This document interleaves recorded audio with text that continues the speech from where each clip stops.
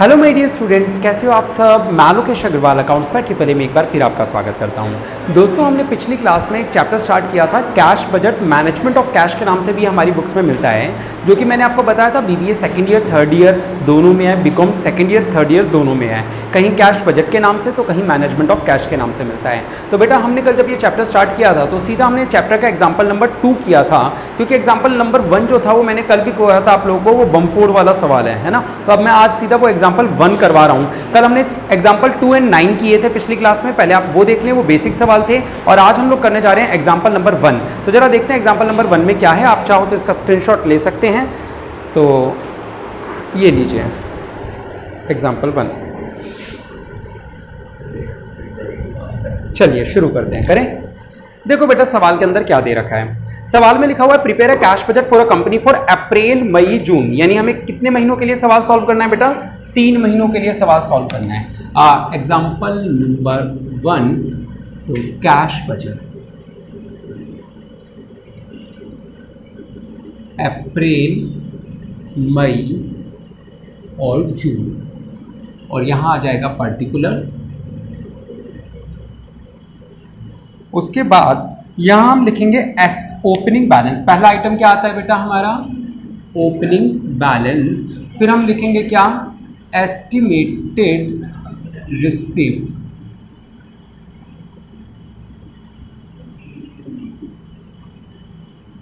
उसके बाद यहां आ जाएंगी एस्टिमेटेड पेमेंट्स।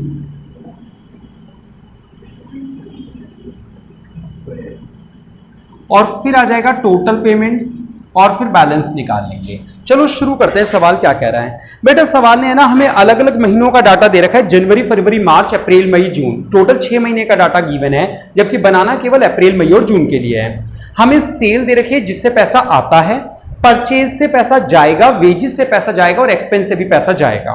बेटा नीचे कुछ बातें लिखी हुई हैं। You are further informed that 10% of the purchase and 20% of the sales are for cash. बेटा जैसा कि मैंने आप लोगों को पहले भी बताया था, इस चैप्टर को समझने के लिए पहले आपको इसकी समरी बनानी आनी चाहिए। यानी उन्होंने बोला 10% ऑफ द परचेज ना बेटा, हाँ, तो परचेज कैश भी हो सकती है, उधार भी हो सकती है, हाँ या ना। उन्होंने बोला 10% कैश है, इसका एक सिंपली मीनिंग हुआ कि 90% उधार है। उसी तरीके से इन्होंने एक सेल का भी पॉइंट बोला। कितना सेल बोला? कैश 20% कैश सेल है। इसका एक सिंपली मीनिंग हुआ कि जो उधार है वो कितनी परसेंट हुई? 80% हुई, हाँ या ना। क्लियर है बात सभी को? आगे क्या लिखा हुआ है? थर्ड ईयर की बुक में भी डिट्टो का डिट्टो सेम ऐसे ही सवाल है, मतलब ये का यही सवाल है थर्ड ईयर की बुक में भी। आओ, द एवरेज कलेक्शन पीरियड। बेटा कलेक्शन क्रेडिटर से करते हैं या डेटर से करते हैं? कलेक्शन डेटर से करते हैं ना, जिसको उधार में माल बेचा। यानी कि किस टॉपिक के बारे में बात चल रही है? इससे। जब हम उधार में माल बेचते हैं तो कलेक्शन इन्हीं से तो करते हैं। तो अभी वो जो लाइन बोलने वाला है वो किस बारे में बोलने वाला है? क्रेडिट सेल से पैसा कब मिलता है उसके बारे में बोल रहा है। कह रहे the average collection period of the company is half month. यानी ये जो उधार वाला पैसा है ना, ये कितने महीने की देरी से मिलता है बेटा? हाफ मंथ की देरी से मिलता है ये पैसा। ठीक है, अभी बाद में बताऊंगा। आगे क्या लिखा है? And the credit purchases are paid off regularly after 1 month. और जो क्रेडिट परचेज है ये हमेशा कितनी देरी से चुकाते हैं इसके पैसे? अपन 1 महीने बाद चुकाते हैं। जब भी वो बोल रहा है 1 महीने बाद, तो हमें समझना है 1 महीना पहले। वर्ड याद आ रहा है? मैंने पहले बताया था 1 महीना आगे बोले तो 1 महीने पहले की वैल्यू उठा दी है, तो ये 1 महीना पहले की वैल्यू उठाएंगे जब पेमेंट करेंगे। आगे इस हाफ में एक इंपॉर्टेंट बात है, मैं आप लोगों को समझाऊंगा अभी थोड़ी देर बाद सवाल करते समय। ठीक है, आगे क्या है बेटा? Wages are paid half monthly. तो मैं यहां एक और डाटा बना लेता हूं। कौन सा? वेजेस का। कह रहे वेजेस की जो पेमेंट करते हैं वो कैसे करते हैं बेटा? हाफ मंथली करते हैं, यानी ये भी आधा महीने की देरी से करते हैं। ठीक है, आगे एंड द रेंट ऑफ 500 रुपए included in expenses is paid monthly. बेटा वो टेबल में एक एक्सपेंसेस की टेबल दिख रही होगी सबसे लास्ट वाली। कह रहे उस एक्सपेंसेस में 500 रुपए रेंट के नाम के हैं जो हर महीने चुकाए जाते हैं, यानी सेम मंथ में चुकाए जाते हैं 500 रुपए। तो हम क्या करेंगे? जैसे मान लो अप्रैल में दे रखा है हमें 7000 का एक्सपेंस, तो हम क्या करेंगे? रेंट यहां लिख लेंगे जैसे मान लो, और हर महीने का रेंट कितना है? 500। तो 500 तो अलग लिख लेंगे, और अब वो जो 6500 बचा वो एक दूसरा एक्सपेंस हो जाएगा, उसको लिखेंगे अभी। आगे क्या बोल रहा है वो? Cash balance, cash and bank balance on 1 April was 15,000। ये ओपनिंग बैलेंस हमेशा पहले महीने का ही गिवन होता है। ये कितना गिवन है? 15,000 गिवन है। और and the company wants to keep it at the end of every month, हर महीने हम लोग इतने ही रुपए रखने चाहते हैं अराउंड दिस फिगर, यानी 15,000 के आसपास ही पैसा हम लोग हर महीने रखना चाहते हैं अपने पास। फिर क्या कह रहे हैं, ध्यान से सुनना, द एक्सेस कैश, यानी अगर आपके पास ज्यादा रुपए बच जाते हैं, being put in fixed deposit, आपको क्या करना है बेटा, हर महीने 15,000 के आसपास का ही क्लोजिंग बैलेंस रखना है। अगर आपके पास 15,000 से ज्यादा पैसे हैं तो आप क्या करो बेटा, उसे बैंक में फिक्स डिपॉजिट करवा देना, अगर आपके पास ज्यादा पैसे बच जाते हैं तो। हाँ बोलो।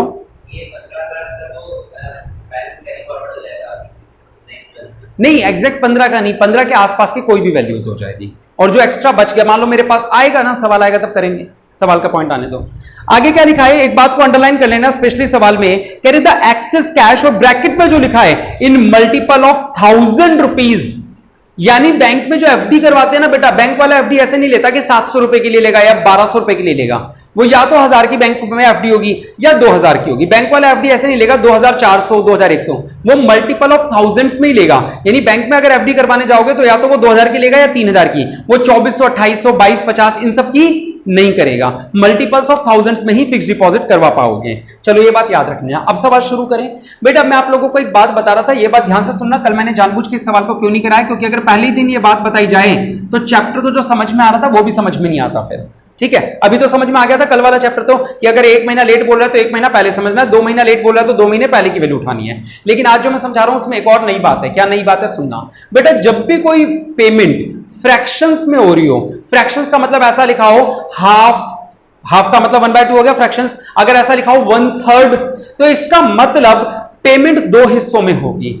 वो उन्होंने बोला ये जो क्रेडिट टर्म्स है वो कितनी है, जरा फिर से पढ़ो वो वाली लाइन जो स्टार्टिंग में बी पॉइंट था, कह रहे थे average collection period of the company कितना है, हाफ मंथ है। तो इसका मतलब हमेशा जब भी हाफ हो ना, तो इसका हमेशा मीनिंग ये होता है कि हाफ तो आपको करंट मंथ में मिल जाएगी, और जो बाकी हाफ है ना वो प्रीवियस मंथ, वो नेक्स्ट मंथ में मिलेगी। और नेक्स्ट मंथ का मीनिंग क्या हुआ, नेक्स्ट मंथ का मतलब हुआ 1 महीना पहले की वैल्यू मिलेगी।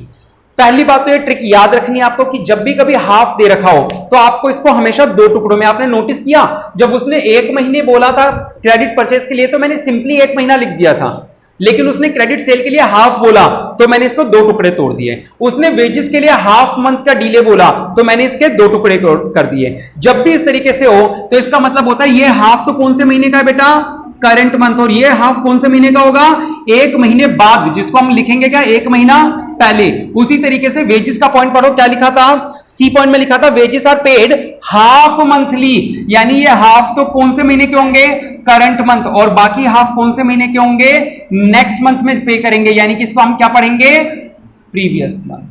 आई बात समझ में, ठीक है। इसके पीछे का लॉजिक समझाऊं, ये तो ट्रिक याद हो गई कि सर जब भी हाफ हो तो इसका मतलब 2 हिस्से करने हैं, और पहले हाफ का करंट मंथ, दूसरे हाफ का प्रीवियस मंथ, ये मीनिंग होता है। समझे ऐसा क्यों होता है। इन्होंने बोला कि जैसे वेजेस पे या सेल पे किसी भी एक पे पॉइंट लगा लो, मान लो वेजेस की बात कर रहे हैं, उन्होंने बोला wages are paid half monthly, यानी वेजेस को कितने दिनों बाद दे देते हैं मजदूर को, आधा महीने की देरी से देते हैं, ठीक है। अब एक बात बताओ, जो मजदूर 1 तारीख को काम कर रहे हैं, 1 तारीख की कमाई, उसको किस दिन पेमेंट करेंगे, 16 तारीख को, 15 दिन बाद करेंगे, 16 तारीख। 1 अप्रैल के महीने की पेमेंट निकाल रहा हूं मैं वेजेस की, 1 तारीख को जो काम किया उसने, उसकी पेमेंट मैं 16 को कर रहा हूं, यानी अप्रैल में ही कर रहा हूं। 2 की पेमेंट 17 को कर रहा हूं, 5 की पेमेंट 20 को कर रहा हूं, और 15 की पेमेंट 30 को कर रहा हूं। आ रही है बात समझ में, यानी ये आधा महीना तो इसी महीने में पेमेंट हो गई। 1 तारीख से 15 तारीख तक जो उसने काम किया उसकी पेमेंट 16 तारीख से 30 तारीख तक मैं कर रहा हूं, यानी इसी महीने में ही जा रही है। जो इस महीने में जा रही है वो तो देर है ही नहीं, लेकिन आधी ही जा रही है इस महीने में। सर वो जो 16 तारीख को आ रहा है बंदा, इसी महीने की 16 अप्रैल को, उसकी पेमेंट कब जाएगी, 1 मई को, समझ लो। 16 अप्रैल को आने वाले की कब जाएगी, 1 मई को, यानी इस महीने में दे रहा हूं उसकी पेमेंट या अगले महीने में। अच्छा फिर ये जो इस महीने था, क्या इस महीने मैंने 16 अप्रैल से पेमेंट करनी चालू करी, या मैंने 15 अप्रैल या 1 अप्रैल को भी दी होगी, मैंने 1 अप्रैल को भी दी होगी। कौन सी तारीख की पेमेंट, 16 मार्च की, 16 मार्च की पेमेंट 1 अप्रैल को दी होगी, 17 मार्च की इसमें, यानी मैं पिछले महीने के 16 से 30 मार्च तक का जो टाइम था उसकी सैलरी कब दे रहा हूं वेजेस की, इस महीने की 1 से 15, यानी पिछले महीने के आधे महीने का, लास्ट वाला जो आधा महीना था उसकी सैलरी कब दे रहा हूं, इस महीने के आधे में, और इस महीने की आधा जो है 1 से 15, इसकी सैलरी कब दे रहा हूं? इसी महीने में, अगले में नहीं, इसी महीने के आधे। तो इस महीने में मैं 2 महीनों की पेमेंट दे रहा हूं। अगर मैं कहूं मैं अप्रैल में वेजेस की जो पेमेंट कर रहा हूं, तो मैं कह रहा हूं अप्रैल में 1 से 15 अप्रैल जो होगी उसकी पेमेंट जा रही है, कब जा रही है? 16 से 30 अप्रैल को, इसी महीने में। और जो पिछले, ये अप्रैल की बात चल रही है, और जो मार्च के महीने में 16 से 30 के दौरान काम किया होगा उसने, उसकी पेमेंट मैं 1 अप्रैल से 15 अप्रैल तक कर दूंगा। हाँ या ना? अरे बस समझ, यानी पिछले महीने का आधा महीना अब चुका रहा हूं, और अरे 2 तारीख की पेमेंट 15 दिन बाद, मैं हाफ मंथली, यानी मैं तो कहता हूं जिस दिन भी काम करोगे 15 दिन बाद पेमेंट कर रहा हूं। अरे ये बात समझ में या नहीं है? श्योर हो? चलो ठीक है, ये इसके पीछे का कॉन्सेप्ट था। अगर कॉन्सेप्ट समझ आया तो बहुत अच्छी बात है, नहीं आया तो बस इतना सा याद रख लो, जब भी कोई चीज फ्रैक्शंस में हो तो उसके 2 टुकड़ों में पैसा मिलना चाहिए। ठीक है, क्लियर है? अच्छा चलो अब सवाल शुरू कर लें। अब सवाल आप लोगों को समझ में आ जाएगा, जरा सी भी दिक्कत नहीं आएगी। सबसे पहले कौन सा पॉइंट करूं? कैश परचेज का कर दूं? कैश परचेज में पैसा आएगा या जाएगा? अच्छा रेंट था ना, इसके साथ एक्सपेंस था, पहले ये निपटा दो। एक काम करो, एक्सपेंस टाइमली लिख दो। जैसे 7000 था तो 6500 लिखेंगे, और 6000 है तो 5.5 और 4.5 लिख देंगे। कोई डाउट किसी को? नहीं। अच्छा अगला पॉइंट कौन सा आएगा? कैश परचेज डाल दूं? देखो बेटा, कैश परचेज में आपके हिंट के लिए एक बार फिर से लिख देता हूं, क्या?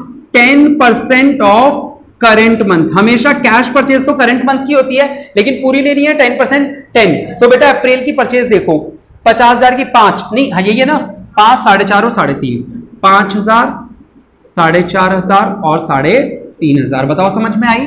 अच्छा दूसरे वर्ड को क्रेडिट परचेज नहीं लिखते, इसको बोलते हैं पेमेंट टू सप्लायर। क्या बोलते हैं? Payment to supplier. इस वाले टॉपिक को अपन क्या बोलेंगे बेटा? पेमेंट टू सप्लायर या पेमेंट टू क्रेडिटर, कुछ भी बोल सकते हैं, पेमेंट टू सप्लायर। ठीक है बेटा, इसके हिंट के लिए लिख रहा हूं क्या? सुनो, ये बात सुन लो, हमेशा नीचे से ऊपर पढ़ा करो। कैसे? नीचे से ऊपर। कैसे पढ़ते हैं बेटा? या ऊपर से नीचे पढ़ लोगे तो भी चलेगा। 90% ऑफ प्रीवियस मंथ, ये लाइन क्या बोल रही है हमें? कि प्रीवियस मंथ की सेल लो और उसका 90% कर दो। क्या लाइन बोल रही है? कि प्रीवियस मंथ की सेल उठाओ और उसका 90% कर दो। तो यानी कि प्रीवियस मंथ की सेल उठाओ और उसका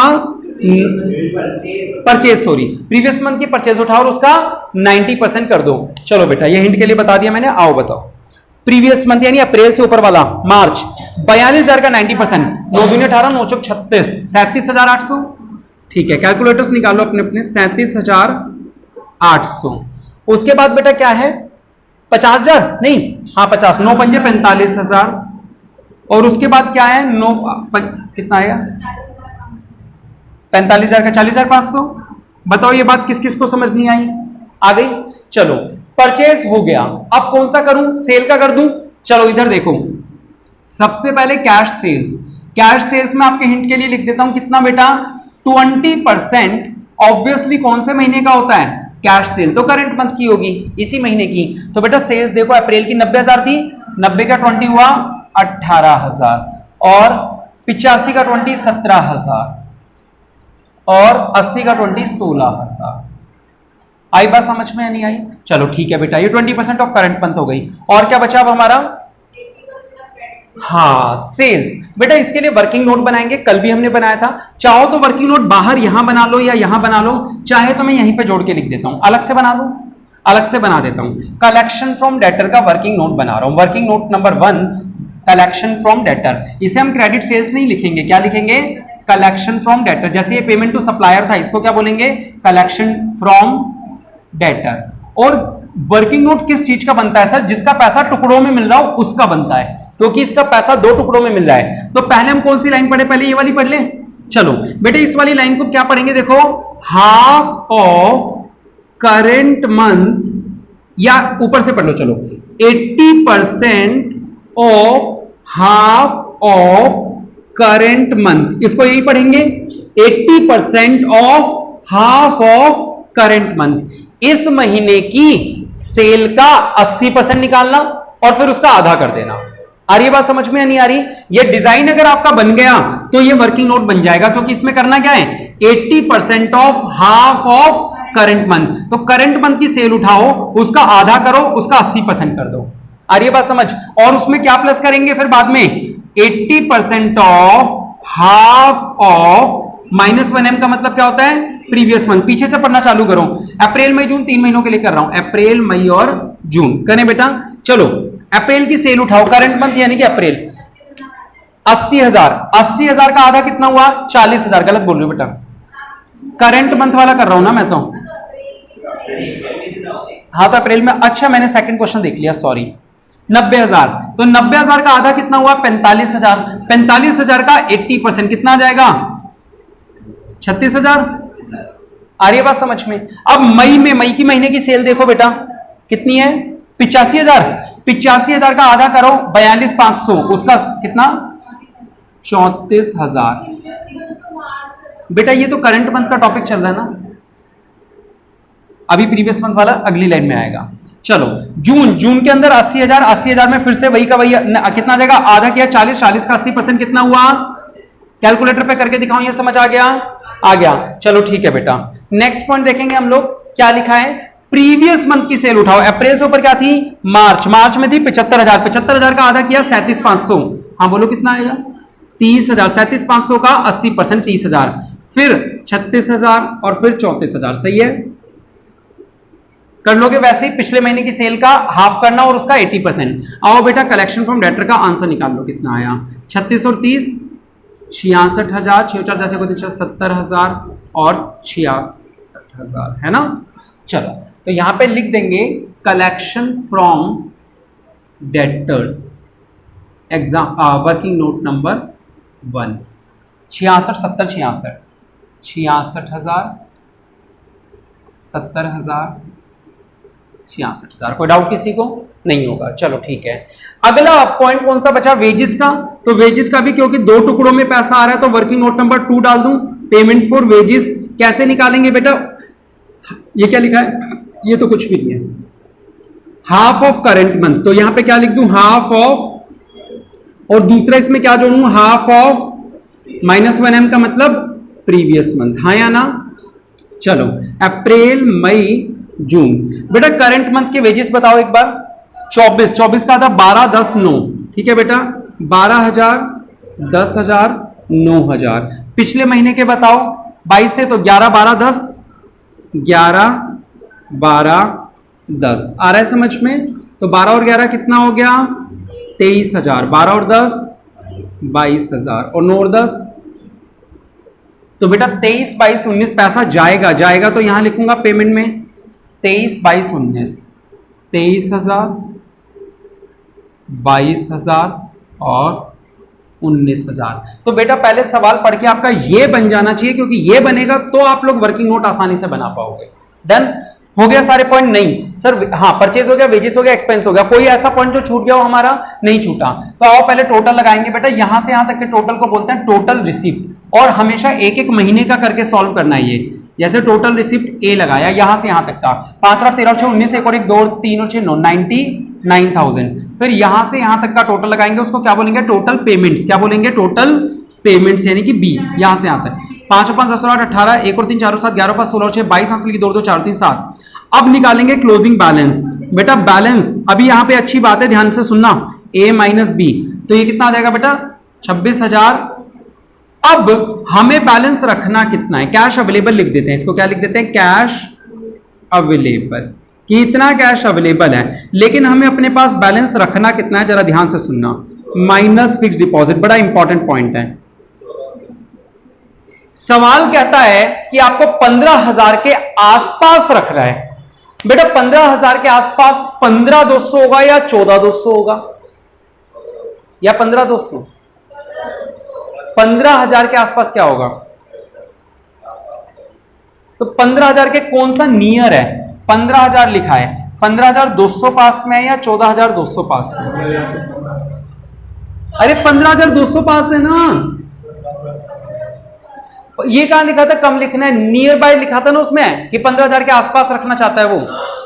तो फिर क्या लिखा था सवाल के अंदर, पढ़ो दोबारा पढ़ लो, लास्ट लाइन में क्या लिखा था, लिखा है अराउंड दिस फिगर। अराउंड का मतलब आसपास, तो 15,000 के आसपास कौन सा है बेटा, यहां तो 800 का गैप है और यहां 200 का ही गैप है, तो आसपास कौन सी वैल्यू हुई, 15,200, तो क्या करोगे, यहां लिख दोगे 15,200 और जो पैसा बचा कितने रुपए, 11,000 जो बैलेंसिंग फिगर बची उसे बैंक में जमा करवा दोगे। आई बात समझ में नहीं आई? अब सोच के देखो, अगर कल मैं यही सवाल करवाता तो क्या आपको यह बात पहले ही सवाल में समझ आ जाती? क्या आपको ये वाला पॉइंट समझ में आ जाता? नहीं। कल जो हमने सवाल के एग्जांपल 2 और 9 वो बिल्कुल बेसिक क्वेश्चंस थे, इसलिए वो आसानी से समझ में आ गए। ठीक है, इन्होंने बुक के अंदर गलत तरीके से ऑर्गेनाइज किया हुआ है। अब ये 15,200 यहां ओपनिंग चले जाएगा और अब दूसरे महीने का निकालेंगे, तो करो यहां पे टोटल 200, 5 और 7 12 हाथ लगी, 1 और 7 8 और 1 9 और 1 10, 1,02,200। यहां पे भी करो 5 5 10 और 5 15 हाथ से लगी 1 और 2 3 और 5 8 और 4 12 और 5 17 हाथ से लगी 1 और 2 3 और 4 7, 77,500। तो यहां जाएगा 5 और 7 12, 1 और 7 8 और 4 12, 1 और 7 8 और 2 10, 24,700। बताओ बेटा 24,700 यहां लिखता हूं मैं, 14,700 पास रहेगा या 15,700 पास रहेगा? सोच कर कैसे बेटा, यहां 300 का गैप है। तुम 15,700 बोल रहे थे ना, 14,700 बोला था क्या? ठीक है, तो 14,700 में कितने का गैप है? केवल 300 का। तो ये नियर बाय है, तो यानी इस बार पैसे कितने रखने अपने पास? 14,700। तो बैंक में कितने रुपए बैलेंसिंग फिगर जमा हो जाएगी?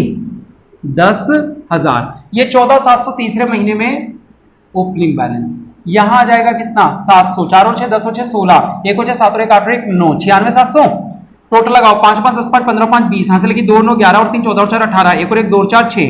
अब बेटा 68,000 माइनस करो, कितना आ जाएगा? 18,700। अब बताओ बेटा 14,700 नजदीक है या 15,700 नजदीक है? 14,700। तो यहां पे भी क्या रखो, 28 आएगा क्या? हाँ सॉरी 28। तो कितना आ जाएगा यहां पे? 14,700। तो बेटा कितने बैलेंसिंग फिगर बच गई? 14,000। क्या करोगे? बैंक में जमा करवा दोगे। क्या समझ में नहीं आया? बस ये पूछ रहा हूं। ये थोड़ी देर के लिए हमने लिखा ही नहीं, हमें ये सोचना है कि नीचे वैल्यू क्या आनी है। नीचे वो वैल्यू आएगी जो 15,000 के अराउंड यानी कि 15,000 के नजदीक हो। मैंने क्या किया, यहां 26,200 लिखा है, तो मैं दो वैल्यूज लिख के देखता हूं। बीच में मैंने हर बार 15,000 लिख लिया। ठीक है, पहले महीने की बात चल रही है, अप्रैल की, अप्रैल मई जून। मेरा आंसर जो आ रहा है, मेरे को 15,000 के नजदीक चाहिए। मेरा आंसर आ रहा है 26,200। मैं दो वैल्यू लिखता हूं, 200 पीछे लगा के रखूंगा, एक 15,200 लिख लेता हूं और एक 14,200 लिख लेता हूं। ठीक है, अब सोचता हूं इन दोनों में से 15,000 के नजदीक कौन सी है? 15,200, क्योंकि यहां 200 का गैप है, यहां 800 का गैप है। तो मेरा क्लोजिंग बैलेंस कितना होना चाहिए? 15,200। जो बैलेंसिंग फिगर है इन दोनों के बीच की वो बैंक में, ये ओपनिंग बैलेंस बन गया। अगले साल फिर मैंने देखा मेरा आंसर आ गया कितना? 24,700। अगले महीने 24,700 है, तो मैं दो वैल्यूज लिखूंगा 700 के साथ, एक 14,700 और एक 15,700। दोनों में से कौन सी नजदीक है? इस पर क्यों नजदीक है? क्योंकि ये 300 का ही गैप है, वो 700 का गैप है। तो मैं 14,700 को आंसर चूज करूंगा। और 14,700 यहां लिखने का मतलब मेरे पास 24,700 है, 14,700 गले में रखने, यानी बैंक में कितने जमा करा दूं? 10,000। और जो रूल यहां लगाया सेम टू सेम रूल लगाया। डन। तो ये था आप लोग। क्या बेटा? दोबारा बोलो। अच्छा 500 में कोई सा भी ले लो। ठीक है, 500 में वैसे आगे वाला लेना, 15,500 वाला। क्लियर है? चलो, आया समझ में? नहीं आया? आ गया? चलिए, तो ये था हमारा पहला सवाल। आप इसका स्क्रीनशॉट ले सकते हैं। सेकंड हो गया था, अब आगे बढ़ें। चलो बेटा, अब देखते हैं हम लोग एग्जाम्पल नंबर 9। बेटा हमने एग्जाम्पल नंबर 2 पहले ही कर लिया था, और बीच के जो 3 4 5 6 सवाल हैं, ये 2-2 नंबर की मार्किंग के लायक सवाल हैं जो बिल्कुल भी काम के नहीं है। तो अब सीधा हमारे एग्जाम्पल नंबर 9 पे, कल हमने 10th कर लिया था, तो आज 9 और 11 और करेंगे। अभी एग्जाम्पल 9 पे चलते हैं। लिखा है, on the basis of data given below prepare a cash budget of Calcutta fruit company limited for the quarter. कौन से महीने के लिए करना है? क्वार्टर, जो एंड होगा जून में, यानी अप्रैल मई जून के लिए ही करना है। फ्रूट्स का काम है बेटा, इसका ध्यान से सुनेंगे एक बार सवाल को। एडिट एस्टिमेटेड कैश रिक्वायरमेंट बतानी है आपको जून में कितनी होगी। सेल, बेटा आपको सेल की फिगर दे रखी है। इस बार टेबल देने की बजाय थोड़ा अलग डिजाइन से सवाल दे दिया। उन्होंने बोला कि हम सेल कितनी करते हैं, फरवरी में 25,000 की, मार्च में 20,000 की, अप्रैल टू जून का मतलब हुआ अप्रैल में भी 30,000, मई में भी 30,000 और जून में भी 30,000। ठीक है, डाटा देने का तरीका बदल दिया। अब उन्होंने क्या बोला? रफली half the sales are for cash. कह रहे अंदाजन आधी सेल कैश होती है। और मैं हमेशा कहता हूं सवाल का डिजाइन अगर आपसे बन जाएगा तो नीचे वर्किंग नोट भी बन जाएगा। बेटा कैश कितनी है? 50%, हाँ या ना? तो इसका मतलब क्रेडिट भी कितनी होगी? 50%। हाफ का मतलब 50% ही होता है, या आधा आधा लिख लो या 50% लिख लो, एक ही बात है। ठीक है, आगे पढ़ो। 90% of the credit sales are collected in the month following the month of sale. वंशज following the month of sale का मतलब होता है अगले महीने में पैसा मिलेगा, और जब वो बोलता है अगला तो हम क्या समझते हैं, पिछला। तो यानी ये 90% ऑफ द क्रेडिट सेल, ये जो क्रेडिट सेल थी ना इसका 90% तो एक महीने बाद मिलता है, ठीक है। और द बैलेंस, बैलेंस का मतलब कितना हुआ, 10%, वो कब मिलता है, 1 मंथ लेटर, वो एक और महीने बाद मिलता है। तो वो कितने महीने बाद मिलता है, 2 महीने बाद। वो बोला 2 महीने बाद और हम उसे क्या पढ़ेंगे, 2 महीने पहले। बताओ ये बात समझ में आ गई या नहीं आई, आ गई। वर्किंग नोट बना दे, इसका आंसर शुरू कर दे। देखो बेटा सेल, पैसा आएगा, कैश सेल्स, कैश सेल में क्या डालोगे बेटा, 50% ऑफ करंट मंथ। बेटा अप्रैल में मई 30,000 थी सब में ही, तो 15,000 डाल दूं, अप्रैल मई जून तीनों में 15,000। मैं एक बार सवाल दिखा दूं बच्चों को, 9th सवाल, ये सवाल है, स्क्रीनशॉट ले सकते। चलो देखो बेटा, हाँ तो ये 15। अब दूसरे के लिए कलेक्शन के लिए वर्किंग नोट बना दूं, चलो वर्किंग नोट नंबर 1 कलेक्शन। इस वाले टॉपिक को क्या बोलते हैं बेटा, कलेक्शन फ्रॉम डेटर्स, ठीक है।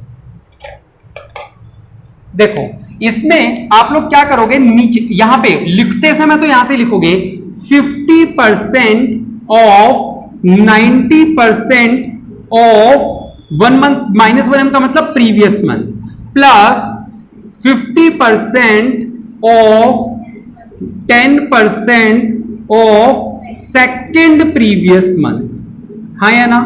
तो अप्रैल मई जून के लिए सॉल्व करेंगे, हाँ या ना। सॉल्व करते समय पीछे से पढ़ना चालू करते हैं। प्रीवियस मंथ की सेल उठाएंगे यानी पिछले महीने की, उसका 90% करेंगे और फिर उसका 50% कर देंगे। पिछले महीने यानी अप्रैल से पहले था मार्च 20,000, 20,000 का 18 का आधा 9,000, आ रहा है समझ में। मई से पहले था अप्रैल यानी कि 30,000, 30,000 का 90% 27,000, 27,000 का आधा करेंगे 13,500, और ये भी कितना आ जाएगा 13,500। चलो 2 महीने पहले चलते हैं बेटा, अप्रैल से 2 महीने पहले फरवरी थी 25,000, 25,000 का 10% यानी कि 2,500, 2,500 का आधा कितना आ जाएगा 1,250। चलो उससे अगले महीने में 20,000 थी, 20,000 का 10% 2,000, 2,000 का 50% 1,000, ठीक है। उसके बाद 30,000, 30,000 का 10% 3,000, 3,000 का 50% कितना आ जाएगा 1,500। ये बात नहीं समझ में आई तो पूछ लो, क्योंकि यही वो मार्क्स का टॉपिक होता है जो मेन होता है। आ गया समझ में, कितना आ जाएगा 10,250, 14,500 और 14,500, सही है क्या, नहीं 15,000, ठीक है। चलो तो collection from debtors working note number 1 कितना आ जाएगा 10,250, 14,500 और 15,000, आ रहा है समझ में। चलो ठीक है, उसके बाद सेकंड पॉइंट पढ़ते हैं। Fruits are always brought, brought का मतलब खरीदने की बात चल रही है, परचेज की बात चल रही है। अब कह रहे हैं ब्रॉट फॉर कैश, कहते हैं हमेशा कैश में खरीदते हैं हम लोग, उधार में खरीदते ही नहीं है। कैसे खरीदते हैं, कैश में। एंड द कहां गया, to avail the cash discount of 5%, और क्यों खरीदते हैं, ताकि हमें 5% सस्ता पड़ जाए माल, ठीक है, इसलिए हमेशा कैश में खरीदते हैं। The purchase budget for the second quarter यानी अप्रैल से जून का कितनी यूनिट्स का था बेटा, 15,000 बास्केट खरीदनी है हमें हर महीने, 15,000 बास्केट खरीदनी है हर महीने, और हर महीने का रेट कितना, हर बास्केट का रेट कितना है 1 रुपया। बेटा पहली बात तो कैश परचेज आएगी और हर महीने की सेम आएगी, क्योंकि 15,000 यूनिट्स खरीद रहे हैं। कितनी आएगी जरा सुनना, 15,000 इंटू 1 रुपए का रेट है, हाँ या ना। और जो आया पूरे पैसे देख के आएंगे या माइनस कर देंगे 5%, है ना, क्योंकि कैश में खरीद रहे हैं। तो 15 पंजे 75, 750 रुपए मेरे ख्याल से, है ना, 750 कम कर दो 14,250, एक बार मैच कर लो 14,250 और 14,250, क्योंकि हर महीने 15,000 बास्केट खरीद रहे हैं, हर बास्केट का रेट है 1 रुपए का, और हमें ये 5% डिस्काउंट पे मिलेगी। तो जो आंसर आएगा 15,000 उसका 5% कम कर दिया हर महीने। Next third point, wages and salaries for second quarter, पूरे क्वार्टर की वर बजटेड एट 5,000 पर मंथ है हर महीने। तो वेजेस एंड सैलरीज अलग अलग नहीं बेटा, एक साथ, वेजेस एंड सैलरीज एक साथ। 5,000 पर क्वार्टर है, तो यहां पे भी 5,000 पर मंथ है, सॉरी, तो यहां पे भी 5,000, यहां पे भी 5,000। कोई डाउट किसी को? अब ध्यान से सुनना आप लोग बेटा, चौथे पॉइंट में कुछ खर्चे दे रखे हैं और अंडरलाइन कर लो क्या लिखा हुआ लाइन में, manufacturing and other expenses budgeted for, underline करो, फॉर द क्वार्टर। यानी ये जो वो खर्चा बताने वाला है, जैसे कि उसने बताया कैश एक्सपेंस, मैन्युफैक्चरिंग एक्सपेंस 4,500, ये एक महीने का या पूरे क्वार्टर का है? तो ध्यान से सुनेंगे, मैन्युफैक्चरिंग एक्सपेंसेस 4,500 तो पूरे क्वार्टर के हैं, तो हर महीने के कितने हो गए? 1500, 1500, 1500, हाँ या ना? तो डिवाइड बाय 3 लिख दो आगे बुक में चाहे तो। फिर डेप्रिसिएशन दे रखा है, तो इसको कैसे लिखेंगे? 2,500, 2,500, 2,500, बिल्कुल गलत, यूजलेस लिख दो इसके आगे। बेटा आपको पता है जब 12th में कैश फ्लो स्टेटमेंट पढ़ाई जाती है तब एक बात बताई जाती है कि depreciation is a non cash expense. Depreciation एक खर्चा तो है लेकिन इसमें गल्ले से कैश नहीं जाता, और कैश बजट में वो चीजें लिखनी है जहां गल्ले से कैश जाता हो। Depreciation is useless. ठीक है बेटा, चलो। सेलिंग एक्सपेंस 3,000 रुपए के दे रखे हैं, फिर से वही करना है बेटा, सेलिंग एक्सपेंस 3,000 के दे रखे हैं, तो डिवाइड कर दो 3 से, तो ये कितना आ जाएगा? 1,000, 1,000 और 1,000। उसके बाद एडमिनिस्ट्रेटिव एक्सपेंस 2,000 है, लेकिन सवाल कह रहे हैं केवल अप्रैल और मई के हैं एडमिनिस्ट्रेटिव। तो आप क्या करोगे बेटा, इसके अंदर 2,000 को 2 से डिवाइड करोगे और 1,000 अप्रैल और मई में ही लिखोगे, जून में नहीं लिखोगे। हो गया सवाल? ये कुछ पेंडिंग है? अब बताओ, ये सवाल आसान है ना कितना? ठीक है, चलो ये हम लोग कल भी कर सकते थे वैसे तो, चलो करते हैं। टोटल लगा दें इसका। ओपनिंग बैलेंस नहीं दे रखा था क्या? नहीं दे रखा है तो कोई बात नहीं, जीरो डाल दो, कोई दिक्कत नहीं है। यहां पे लिखेंगे total receipts, point number A, 15 और 10 25,250। यहां पे टोटल बता दो फटाफट से मुझे। टोटल पेमेंट्स बी 750, 14 और 5 19 और 3 22,750। हाँ ये तो हो गया, 0 7 5 12, 1 और 2 3 और 2 5, 2,500 का क्लोजिंग बैलेंस है। अब ये 2,500 रुपये यहाँ ओपनिंग आ जाएगा, जो 15 2 17 21 और 10 31,000 है। कैसे 5 5 10 14, ये 2,500 था ना? हाँ सॉरी, नहीं तुम गलत बोल रही हो कुछ, 15 और 2 17 और 4 मैंने सही लिखा था शायद, 32,000 ये आ रहा है, सही है, यही आएगा। हाँ ये कितना आ जाएगा? 750, 14 और 5 19 और 3 22,750। ठीक है, तो ये कितना हो जाएगा? 9,250। यहाँ आ जाएगा 9,250, ये हो जाएगा 39,250, ये हो जाएगा 22 में से गया 21,750, और ये हो जाएगा 500, 1 और 1 2 2 7 9 2 17,500। आंसर मैच कर लो।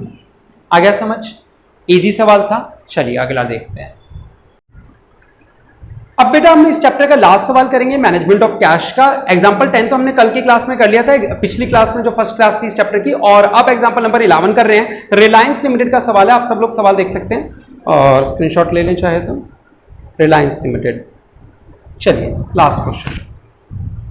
जब आप बीकॉम थर्ड ईयर की बुक से चैप्टर पढ़ेंगे तो वहां पे इस सवाल चैप्टर के लगभग 20-22 सवाल होंगे, 15-20 सवाल। इस बुक में कम है, सेकंड ईयर में बीकॉम थर्ड ईयर में भी इतने ही है, जितने सामने कर रहे हैं इतने ही है बीबीए थर्ड ईयर में, लेकिन बीकॉम सेकंड ईयर में सवाल ज्यादा मिलेंगे। लेकिन जो डिफिकल्ट लेवल के थे वो बोर्ड पे आ गए, ये मान के चलो। Reliance Industries Limited wishes to approach the banker for temporary overdraft facility for the period April to June, यानी कि अप्रैल मई जून के लिए बनाना है, और एग्जाम्पल कर रहे हैं हम 11, है ना। चलो तो बेटा और क्या लिखा हुआ है, 3 महीनों का बनाना है। During this quarter the company will be manufacturing mostly of stock, prepare a cash budget for the above period from the following data indicating extent as back facilities to the company will require at the end of each month. हर महीने के last में कितना जरूरत होगी। पूरे paragraph में एक लाइन काम की निकली क्या? नहीं, पूरा फर्जी पैराग्राफ। नीचे 3 आइटम दे रखे हैं बस, सेल, परचेज और वेजेस, बस 3 ही आइटम है और कुछ भी नहीं है। ए पॉइंट में क्या लिखा हुआ है ये ध्यान से सुन लो, 50% of the credit sales are realised in the month. उन्होंने ये नहीं बताया कि सेल कितनी नकद होती है, कितनी उधार, है ना। तो इसका मतलब सारी उधार मान लें, जब कुछ नहीं बताया हो तो कैश कैसे मान लूं? ठीक है, तो सेल का पॉइंट बना रहा हूं, सेल कितनी कैश होती है कहीं, हाँ कितनी कैश होती है कुछ नहीं बताया, तो पूरी की पूरी 100% क्या हो गई? क्रेडिट। और जो उधार में बेची है उसके बारे में बोल रहा है, कह रहे 50% ऑफ क्रेडिट सेल, यानी क्रेडिट सेल का 50% कब मिल जाता है? Realised in the month following the sale, यानी 1 महीने बाद मिल जाता है। और enter remaining sales in the second month following, और जो बाकी 50% बचा वो 2 महीने बाद मिलता है। Next point, the creditors are paid after 1 month of purchase, यानी बेटा परचेज जो है वो भी कैश में नहीं होती, कुछ भी सारी की सारी कैसी होगी, क्रेडिट होगी, और जो क्रेडिट होगी वो कितने महीना देरी से दी जाएगी, 1 महीने की देरी से दी जाएगी। कैश ओपनिंग कैश बैलेंस कितना है, 25,000। इस सवाल में कुछ है क्या सॉल्व करवाने लायक? ये चैप्टर का पहला क्वेश्चन नहीं होना चाहिए था, ये चैप्टर का पहला क्वेश्चन होना चाहिए था। सवाल पूरा पढ़ लिया ना अपन ने, पूरा पढ़ लिया सवाल था। चलो आओ कर लेते हैं। सबसे पहले कैश से लिखते हैं, कैश सेल्स है, अच्छा कैश सेल तो है ही नहीं, सीधा क्या आएगा, कलेक्शन फ्रॉम डेटर्स, और इसके लिए बनाएंगे वर्किंग नोट नंबर 1। यहां बन जाएगा वर्किंग नोट नंबर क्या बेटा, कलेक्शन फ्रॉम डेटर्स। आओ 2 बार बनेंगे क्या बेटा, यहां से पहले लिखेंगे तो यहीं से 100% ऑफ 50% ऑफ प्रीवियस मंथ, फिर क्या लिखेंगे 100% of 50% of second previous month. यहां अप्रैल मई जून 3 महीने खोल लेंगे बेटा। प्रीवियस मंथ अप्रैल से पहले मार्च था, मार्च की सेल कितनी थी, 1,92,000, उसका आधा कर दो, 2 × 18 2 × 12 96,000, ठीक है बेटा, और 100% ही करना है। 1,08,000 का कितना हुआ, 54,000,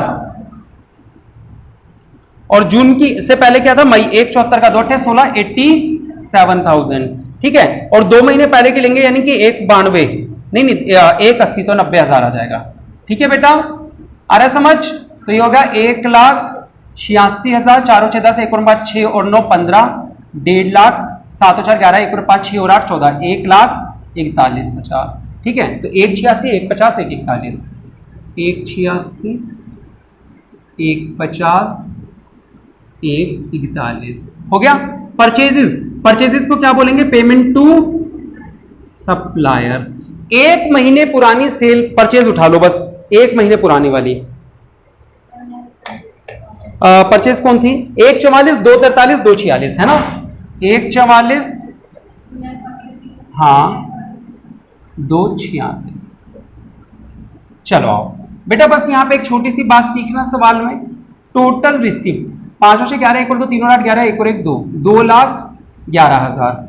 यहां पे टोटल पेमेंट्स 1,44,000, ठीक है। तो बैलेंस कितना है हमारे पास, 4 और 7 11, 1 और 4 5 और 6 11, 1 और 1 2, 67,000। ये नेगेटिव है पॉजिटिव, वेजेस भी थे सवाल में, कहा थे, अच्छा हाँ बुक में थे ना, सॉरी बेटा, 11 10 15 उनके बारे में कुछ नहीं लिखा था ना, तो सेम महीने के लिख लें, 11 10 और 15, तो 11 जोड़ा तो ये 1,55 आ गया, और 11 माइनस किया तो 56,000 आ जाएगा। डन। तो बेटे ये पॉजिटिव बैलेंस है, पॉजिटिव है तो बैंक से ओवरड्राफ्ट लेने की जरूरत है या नहीं है, नहीं है। 56,000 रुपए यहाँ पे ओपनिंग बैलेंस हो गया, ये हो गया 2,06,000 रुपए, यहां कितना आ जाएगा 2,53,000 रुपए, हाँ या ना, 2,6 में से 2,53 गए तो कितना बचा, 47,000 का नेगेटिव बैलेंस बचा। अब इसने पैराग्राफ में ऊपर क्या बोला था कि रे प्रिपेयर नहीं, ऊपर पहली लाइन में था, दूसरी बैंकर्स टेम्परेरी, हाँ फॉर द पीरियड इतना, during this quarter the company will be cash to indicating the extent as the bank facilities the company will require at the end of each month. बस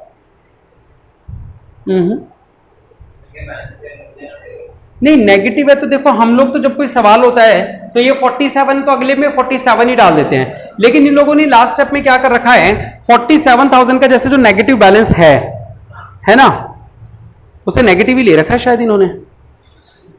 आओ एक बार अपना answer निकाल के देख लेते हैं, मैच होता है तो फिर, क्योंकि इन्होंने जो आंसर किया उसका तरीका अलग है। कल ये सवाल मैंने होमवर्क में दिया था ना आपको शायद, हाँ होमवर्क में दिया था ये 94 5 से 11 1 2 4 6, और मैंने कहा था इसका फॉर्मेट रिपीट मत सेम मत करना। 94 4 और 7 11 1 9 10 और 6 16 1 67 नेगेटिव का आंसर आ रहा है क्या, हाँ सही है, तो बस फिर जो अपन कर रहे थे वैसे ही तरीका सही है, बस इनका फॉर्मेट यूज मत करना जो इन्होंने यूज किया है। तो देख रहे हो बेटा, लास्ट क्वेश्चन इतना आसान सा सवाल था जो इनको पहला सवाल बनाना चाहिए था। तो यहां पे आपका चैप्टर तो खत्म हो गया है, लेकिन हम लोग एक बार इसके अनसोल्व की प्रैक्टिस करने के लिए सवाल में ज्यादा कुछ मिला नहीं चैप्टर के अंदर, एक बार अनसोल्व क्वेश्चन वाले टॉपिक खोल लो और अनसोल्व में मैं मार्क करवा देता हूं, वो क्वेश्चन आप लोग घर से देख लेना, ज्यादा सवाल है नहीं, आप लोग घर से प्रैक्टिस कर लेना इसके इस चैप्टर से। क्वेश्चन नंबर 1 कर लेंगे, नॉर्मल सवाल है, कुछ भी नहीं मिलेगा क्वेश्चन नंबर 1 में।